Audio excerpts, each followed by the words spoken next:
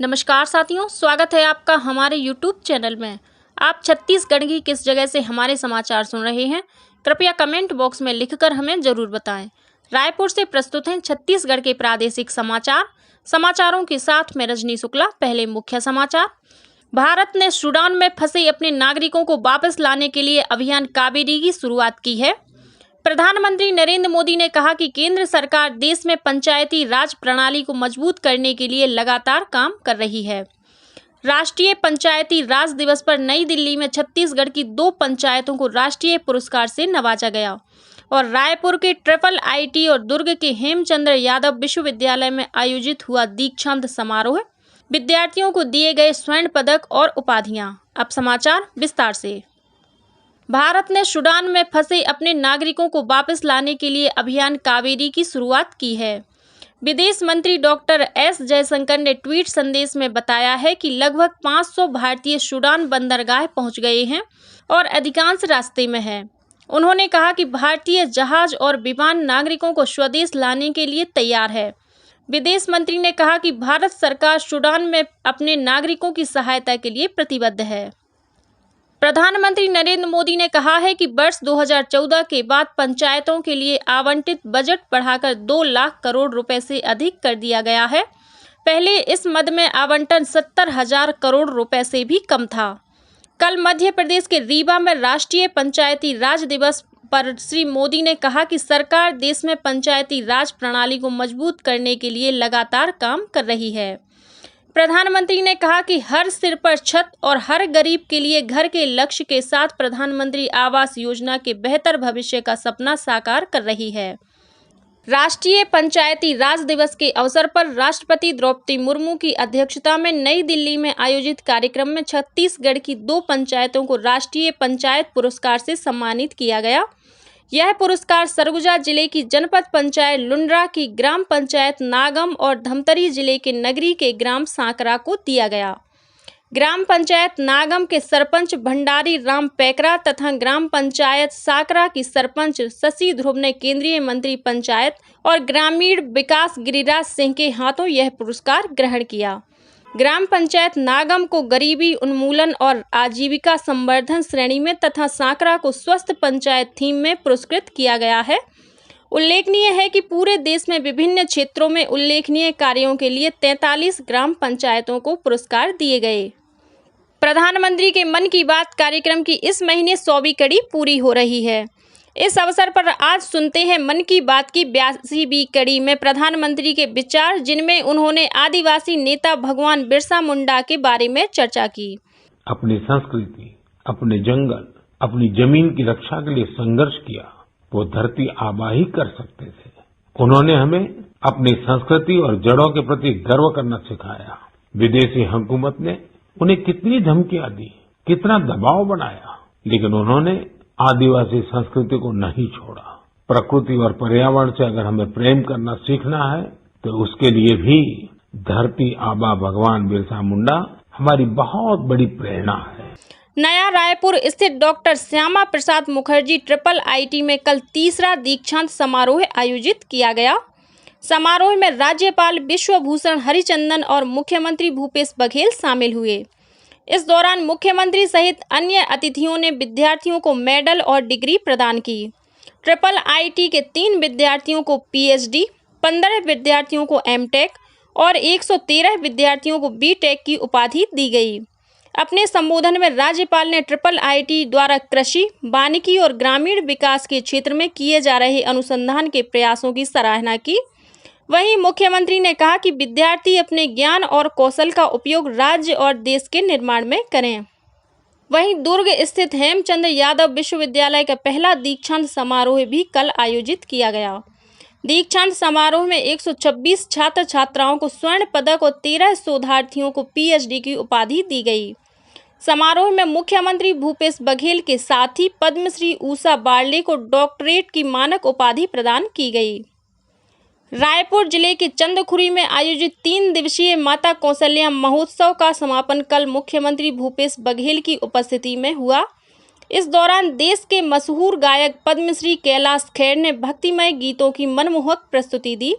इसके अलावा मशहूर गायिका तृप्ति साक्या ने भी भक्ति गीत प्रस्तुत किए। वहीं स्थानीय महिला मानस मंडली द्वारा रामायण मानस गायक की आकर्षक प्रस्तुति दी गई। कौशल्या माता मंदिर परिसर में आयोजित इस महोत्सव में कल मुख्यमंत्री ने राम रामायणी परंपरा को आगे बढ़ाने वाली रामायण मानस मंडली के कलाकारों को सम्मानित भी किया। इस कार्यक्रम में मुख्य अतिथि के रूप में विधानसभा अध्यक्ष डॉक्टर चरणदास महंत के साथ ही सांसद ज्योत्सना महंत मौजूद थीं। कार्यक्रम में विधानसभा अध्यक्ष ने रामनामी समुदाय के राम भक्तों और प्रदेश की विभिन्न मानस मंडलियों को सम्मानित किया। सरगुजा जिले में बारातियों से भरे एक पिकअप वाहन के पलट जाने से एक बच्चे की मौत हो गई। वहीं 6 से अधिक लोग घायल हो गए हैं, जिन्हें इलाज के लिए स्थानीय अस्पताल में भर्ती कराया गया है। ये सभी लोग बासेन के रहने वाले हैं, जो बारात में मेड्रा आए हुए थे। वापसी में जजगा के पास उनका वाहन अनियंत्रित होकर पलट गया। वहीं जांजगीर चांपा जिले के शिवरी नारायण क्षेत्र में एक अज्ञात वाहन की टक्कर में मोटरसाइकिल सवार एक व्यक्ति की मौत हो गई। राजधानी रायपुर में 1 मई को अंतर्राष्ट्रीय श्रमिक दिवस के मौके पर श्रम सम्मेलन का आयोजन किया जाएगा। रायपुर के साइंस कॉलेज मैदान में आयोजित इस सम्मेलन में राज्य भर के श्रमिक हिस्सा लेंगे। कार्यक्रम में श्रम विभाग द्वारा चलाई जा रही योजनाओं के तहत हितग्राहियों का सम्मान भी किया जाएगा। वहीं 2 मई को आंगनवाड़ी कार्यकर्ता और मितानिनों का तथा 3 मई को ग्राम कोटवार, पटेल और होम गार्ड्स का सम्मेलन होगा। इस सम्मेलनों की तैयारियों को लेकर मुख्य सचिव अमिताभ जैन ने कल वीडियो कॉन्फ्रेंसिंग के जरिए विभिन्न विभागों के अधिकारियों की बैठक ली। मुख्य सचिव ने अधिकारियों को निर्देश दिए कि 1 मई को छत्तीसगढ़ के लोकप्रिय खाद्य परंपरा के अनुरूप ऐसे कार्यक्रम आयोजित किए जाएं, जिनमें बोरे बासी का स्वाद लेकर नागरिक श्रमिकों के प्रति अपनी कृतज्ञता व्यक्त करें। प्रदेश में कुपोषण मुक्ति के लिए चलाए जा रहे अभियान के तहत दूरस्थ आदिवासी और पिछड़े इलाकों में बच्चों के कुपोषण मुक्ति के लिए विशेष प्रयास किए जा रहे हैं। इसके उल्लेखनीय परिणाम सामने आए हैं। जसपुर जिले में लगभग 600 कुपोषित बच्चे कुपोषण के दुष्चक्र से बाहर आ गए हैं। गौरतलब है कि मुख्यमंत्री सुपोषण अभियान से प्रदेश में लगभग 2,65,000 बच्चे कुपोषण मुक्त हो चुके हैं। जिले की मनोरा, आस्था, सन्ना, बगीचा 4 परियोजनाओं के 232 आंगनवाड़ी केंद्रों में खनिज न्यास निधि से सप्ताह में 2 दिन बुधवार और शुक्रवार को विशेष पिछड़ी जनजाति के 3500 पहाड़ी कोरवा बच्चों को अंडा वितरण की शुरुआत की गई है। साथ ही बच्चों की बौद्धिक क्षमता को बढ़ाने प्रारंभिक शिक्षा भी दी जा रही है। बच्चों को आंगनवाड़ी केंद्रों में पौष्टिक आहार मिलने और समुचित देखभाल से बड़ी संख्या में बच्चे सेहतमंद हो रहे हैं। महिला एवं बाल विकास अधिकारी ने बताया कि कुपोषण को दूर करने के लिए आंगनवाड़ी केंद्र के पर्यवेक्षक, आंगनवाड़ी कार्यकर्ता, सहायिका द्वारा गृह भेंट करके पालकों को जागरूक किया जा रहा है। साथ ही आंगनवाड़ी केंद्रों में भेजने के लिए प्रेरित किया जा रहा है। इसके सकारात्मक और सार्थक परिणाम सामने आ रहे हैं। देश में पिछले 24 घंटे के भीतर 7,178 लोगों में कोविड संक्रमण की पुष्टि हुई है। स्वास्थ्य मंत्रालय के अनुसार पिछले 24 घंटों में 9,011 लोग कोविड संक्रमण से मुक्त हुए हैं। देश में 65,683 रोगियों का कोविड उपचार चल रहा है और कोविड से ठीक होने की दर 98.67% है। देश में अब तक 220 करोड़ 66 लाख से अधिक कोविड रोधी टीके लगाए जा चुके हैं। और अब पेश है मौसम का हाल। प्रदेश में कल फिर मौसम का मिजाज बदल गया और कई जिलों में बारिश और ओलावृष्टि होने की खबर है। मौसम विभाग ने अगले 24 घंटों के दौरान कई जिलों में अंधड़ और बारिश के साथ ओलावृष्टि होने की चेतावनी दी है। खासकर बस्तर, रायपुर और दुर्ग संभाग के कई जिलों में तेज अंधड़ के साथ बारिश हो सकती है। मौसम विभाग ने सरगुजा संभाग में आकाशीय बिजली गिरने की अधिक संभावना को देखते हुए अलर्ट जारी किया है।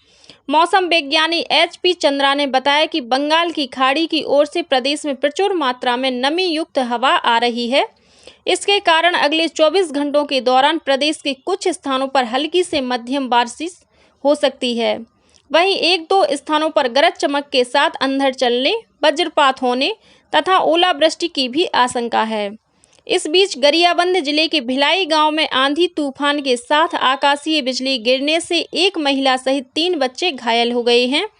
एक बालक को गंभीर स्थिति में इलाज के लिए रायपुर लाया गया है। अन्य लोगों को इलाज गरियाबंद में किया जा रहा है। और अब कुछ अन्य खबरें संक्षेप में। Indian red cross society blood centre Raipur द्वारा बलौदा बाजार में रक्तदान शिविर का आयोजन किया गया, जिसमें वरिष्ठ पुलिस अधीक्षक दीपक झा सहित 500 से अधिक लोगों ने रक्तदान किया। राजस्व पटवारी संघ के बैनर तले प्रदेश भर के पटवारियों ने कल नवा रायपुर स्थित तूतार धरना स्थल में प्रदर्शन किया। ये पटवारी नौकरी में वेतन विसंगति दूर करने और राजस्व निरीक्षक पद में योग्यता अनुसार प्रमोशन देने की मांग कर रहे हैं। शासकीयकरण की मांग को लेकर कोरबा में ग्राम पंचायत सचिवों ने कल से क्रमिक भूख हड़ताल शुरू कर दी है। ग्राम पंचायत सचिव अपनी मांगों को लेकर बीते 26 मार्च से हड़ताल पर हैं। रायगढ़ जिले के खरसिया में 5 साल की बच्ची को अमानवीय यातना देने के आरोप में एक शिक्षिका को पुलिस ने गिरफ्तार कर रिमांड के लिए न्यायालय में पेश किया। मध्य रेलवे के मुंबई रेलवे स्टेशन के विस्तार कार्य के चलते आगामी 30 सितंबर तक Howrah Mumbai mail express Dadar station में समाप्त कर दी जाएगी। और महासमुंद के रोजगार कार्यालय में आज 25 अप्रैल को प्लेसमेंट कैंप का आयोजन किया जाएगा। इसी के साथ छत्तीसगढ़ के समाचारों का ये बुलेटिन समाप्त हुआ। नमस्कार।